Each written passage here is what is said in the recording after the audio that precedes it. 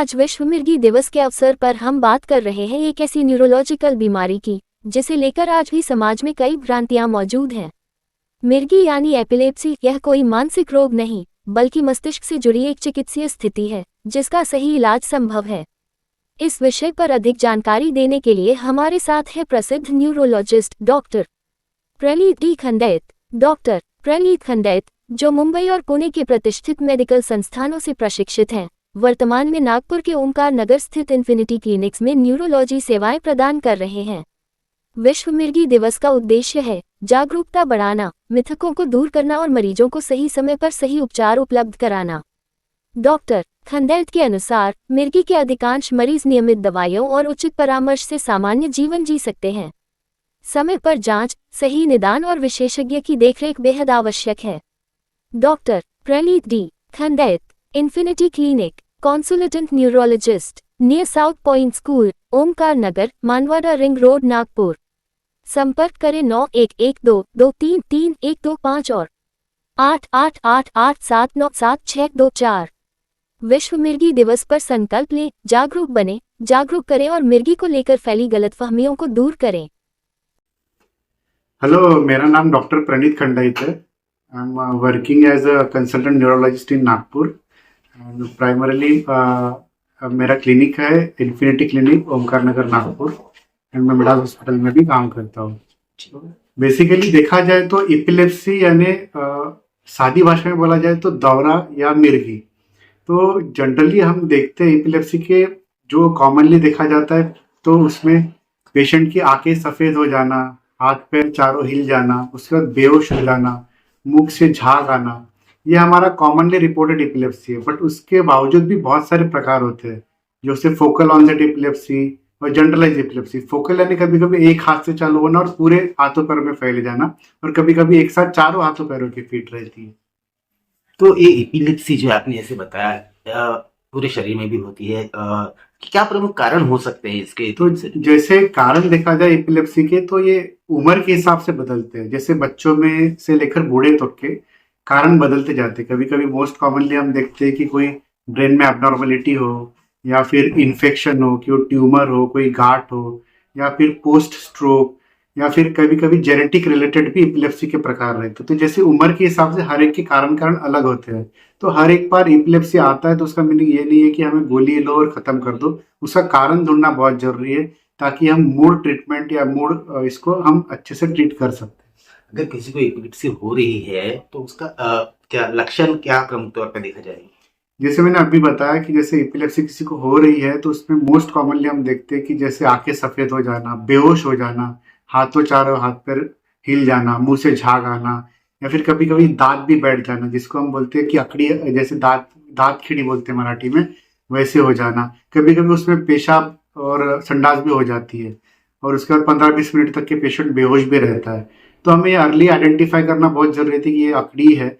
अगर आपको कभी भी डाउट है तो जरूर न्यूरोलॉजिस्ट से कंसल्ट करना बहुत इंपॉर्टेंट है। अगर डायग्नोस की अगर बात करें तो डायग्नोस करने के लिए, निदान करने के लिए कौन कौन सी प्रणालियां उपलब्ध हैं? तो जैसे हम एपिलेप्सी के लिए आपको डायग्नोसिस करना है तो मोस्ट इंपॉर्टेंट होता है कि हमें एक बार ईईजी करके देखना चाहिए। जैसे हम हार्ट के लिए ईसीजी करते हैं वैसे हम ब्रेन की मैपिंग यानी जैसे ईईजी किया जाता है। सेकेंड, रिक्वायर्ड होने पर पेशेंट का सीटी स्कैन या एमआरआई करना चाहिए। जैसे किसी को एक्सीडेंट के बाद भी फिट आ जाती है तो ऐसे केस में इमरजेंसी सीटी स्कैन करना इंपॉर्टेंट है। जैसे क्रोनिक पेशेंट है उसमें हमें एमआरआई करना बहुत इंपॉर्टेंट है। और जैसे बहुत कॉमनली हम देखते हैं कि शुगर के पेशेंट में भी फिट आ जाती है, तो कम ज़्यादा शुगर लेवल होने की वजह से भी फिट आ सकती है। कभी कभी सोडियम पोटेशियम की लेवल कम हो जाती है, उससे भी हो जाता है। कैल्शियम कम ज़्यादा होने की वजह से हो सकता है। तो देखा जाए तो एकंदरित मेटाबॉलिक कारण, या फिर ब्रेन में कोई गांठ हो, या फिर इलेक्ट्रिकल एक्टिविटी क्यों हो रही है ब्रेन में, उसके कारण अलग अलग ढूंढने चाहिए हमें। बहुत सारे लोग एपिलेप्सी को लकवे से कंपेयर करते हैं, क्या कहेंगे सर? जैसे लकवे में देखा जाए तो क्या होता है कि लकवा कोई एक साइड आ जाता है या हाथ पैर में आ जाता है तो परसिस्टेंट रह जाता है। Most of the time 90% of the cases में एपिलेप्सी में अगर फिट आती है तो पेशेंट 15-20 मिनट बाद वो ठीक हो जाता है। जैसे उसके हाथों पैरों की ताकत वो नॉर्मल हो जाती है, रीगेन हो जाती है। लकवे में मोस्ट ऑफ द टाइम वैसे होता है कि हाथ पैर की ताकत हो गई तो वो वैसी हो जाती है, यानी वो कम ताकत रहती है। तो एपिलेप्सी और ये अपना लकवा दोनों अलग है। जैसे एपिलेप्सी में आदमी बेहोश हो जाएगा, लकवे में हमेशा बेहोश होना कंपलसरी नहीं, अनलेस अनटिल बहुत ही बड़ा लकवा हो। जी। तो ये फर्क है। अब अगर मैं उपचार की अगर बात करूं, ट्रीटमेंट की अगर बात करूं, तो क्या दवाइयों से ही असर किया जा सकता है? स्पेशली कोई सर्जरीज वगैरह भी है जिससे एपिलेप्सी ठीक हो? अच्छा, जैसे अभी देखा जाए तो अभी हम नए मॉडर्न एरा में है मेडिसिन के, तो 99% ऑफ द पेशेंट्स बहुत अच्छे मेडिकेशन से कंट्रोल हो जाते हैं। जैसे हर साल नए नए गोलियां निकलते रहती है विद मिनिमल साइड इफेक्ट। तो बहुत सारे पेशेंट्स हैं जो गोलियों से भी कंट्रोल रहते हैं। बट अगर किसी पेशेंट को कोई ट्यूमर है, गांठ है, उसकी वजह से फिट आ रही है, तो ऐसे केसेस में वो ट्यूमर निकालना बहुत इंपॉर्टेंट है। अगर हमें कोई कारण नहीं भी मिलता है तो मोस्ट ऑफ द टाइम गोलियों से बड़ा अच्छा कंट्रोल रहता है। और नए नए पैरामीटर वाइज, जैसे अभी अगर पेशेंट को 3-3 4-4 गोलियां चल रही है, उसके बावजूद भी अगर फीट या दौरा कंट्रोल नहीं रहता है, तो उसके लिए something called as epilepsy surgeries, वो भी अभी आजकल हम ऑफर करते हैं। बट देखा जाए तो मोटा मोटा 99% ऑफ द पेशेंट्स या लोग गोलियों से कंट्रोल हो जाते हैं अगर उनको प्रॉपरली गोली दी जाए तो। जी। अगर किसी पेशेंट को एपिलेप्सी है, मिर्गी के दौरे जिसे पड़ते हैं, दवाइयाँ शुरू है, ऐसे में उन्होंने किन-किन चीज़ों का ध्यान रखना चाहिए कि जब दौरे आते हैं, तो किन-किन चीज़ों का ध्यान उन्हें रखना चाहिए? तो जैसे किसी पेशेंट को दौरा आ जाता है या अपने सामने किसी को दौरा आ जाता है, मैक्सिमम टाइम सिंगल दौरा आके वो चला जाता है। तो ऐसे टाइम पेशेंट अगर कहीं पे रहता है तो एक सेफ जगह पे रख के उसको एक साइड टर्न कर दीजिए, मुंह से झाग आता है वो निकलने दीजिए। कभी भी उसके मुंह में चम्मच या हाथ नहीं डालना है, आप अगर डालोगे तो कट जाएगा क्योंकि बहुत तेजी से वो वाइब्रेशंस होते हैं। और मोस्ट ऑफ द टाइम वो दौरे 99% ऑफ द पेशेंट में 5 मिनट बाद चले भी जाते हैं। अगर वो कंटिन्यूअस आते हैं, रिकरेंट आते हैं, तो जल्दी से जल्दी हॉस्पिटल में लेके जाना चाहिए। वो बहुत ही रेयरली 1 और 2% ऑफ द पेशेंट रहते हैं, जिसको हम स्टेटस इपिलेप्टिकस कहते हैं। और दूसरी चीज, अगर कोई पेशेंट को लॉन्ग टर्म में प्रिकॉशन लेना है तो कभी भी टैबलेट या गोली मिस नहीं करना है।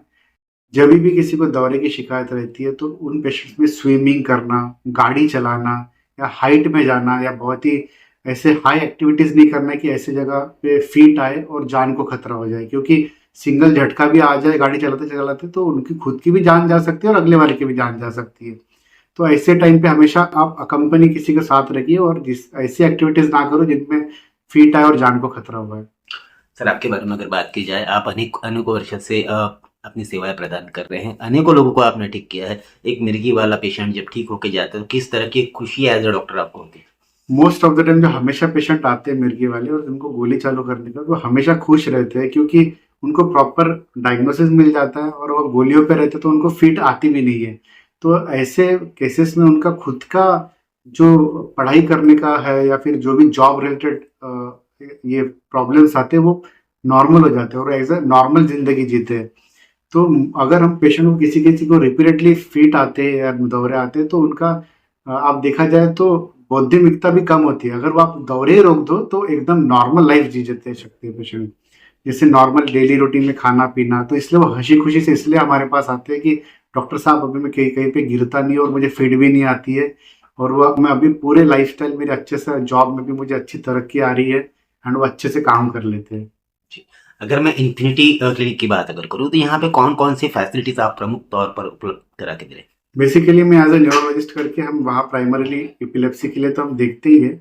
उसके बावजूद हम स्ट्रोक हो गया, माइग्रेन के पेशेंट्स हो गए, पैरालिसिस झटके हो गए, न्यूरोपैथीज हो गए, यानी ब्रेन, स्पाइन एंड न्यूरोपैथी सब रिलेटेड हम एज ए न्यूरोलॉजिस्ट करके सभी दिखता हो। उसमें एज ए एनसीवी, ईएमजी और वीईपी करके सब टेस्टिंग की जाती है। तो as a comprehensive neurological care हम वहाँ पे देते हैं एंड पेशेंट्स का सेटिस्फेक्शन भी बड़ा अच्छा है वहाँ। जी। चैनल के माध्यम से आपको विश्व स्तर पर जो लोग देख रहे हैं उन्हें किसी भी मस्तिष्क संदर्भ में, किसी भी बीमारी के संदर्भ में आपसे संपर्क करना है या आपसे परामर्श लेना है तो किस तरह आपसे संपर्क किया जा सकता है? आप मुझे एक तो मेरे इंस्टाग्राम पेज पे जोड़ सकते हो या फेसबुक पे जोड़ सकते हो, या फिर आप इन पर्सन क्लिनिक में दिखाते हो और कभी भी कोई इसके डाउट रहता तो I am always to discuss that problems and हमेशा हम ओपन रहते हैं to have a proper diagnosis and treatment. आप मुझे हमेशा क्लिनिक में कभी भी आप मिल सकते हो इवनिंग में 7 to 9 के बीच में। क्लिनिक का एड्रेस बता दीजिए। क्लिनिक का एड्रेस है मेरा infinity clinic, Omkar Nagar, near south point school, Manewada ring road, Omkar Nagar, Nagpur.